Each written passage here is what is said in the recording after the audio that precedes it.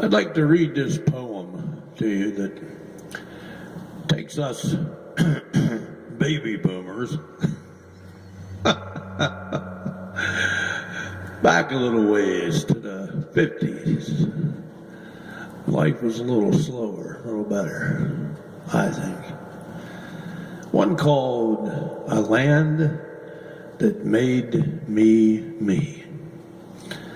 Long ago and far away, in a land that time forgot, before the days of Dylan or the dawn of Camelot, there lived a race of innocents, and they were you and me.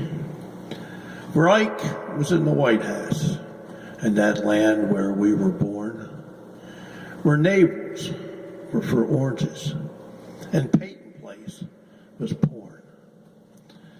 Oh, we longed for fun and adventure.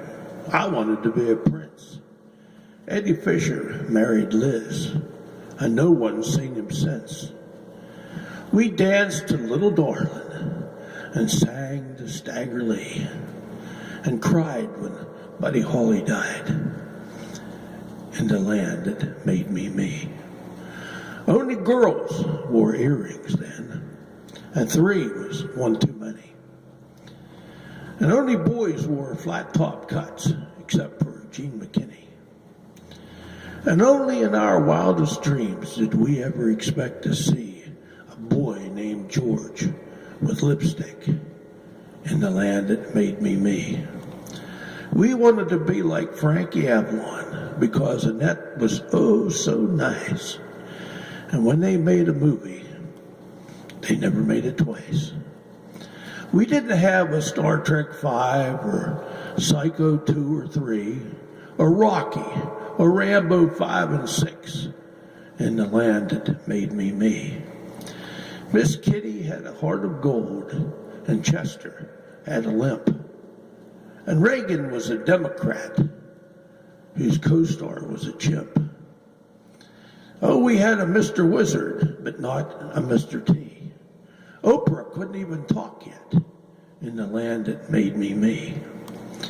Oh, we had our share of heroes. We never thought they'd go. Not John Wayne, or at least not Marilyn Monroe.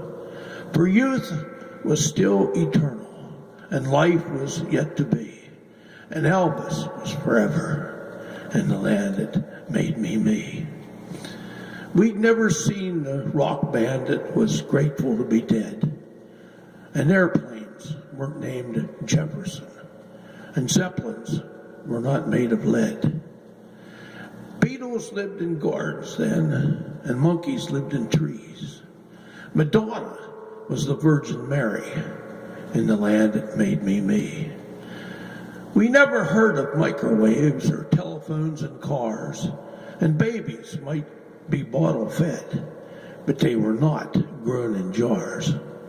And pumping iron got the wrinkles out of clothes, and gay meant fancy free, and dorms were never co-ed in the land that made me me. We hadn't seen enough of jets to know about the lag, and microchips were what was left in the bottom of the bag. And hardware was a box of nails, and bytes came from a flea. And rocket ships were fiction in the land that made me me. T-birds came with portals, and sideshows came with freaks, and bathing suits came big enough to cover both your cheeks. And Coke came in just a bottle, and skirts below the knee. And Castro came to power near the land that made me me. We had no crest with fluoride, and we had no Hill Street blues. We had no patterned pantyhose or Lipton herbal tea, or primetime ads for those dysfunctions in the land that made me me.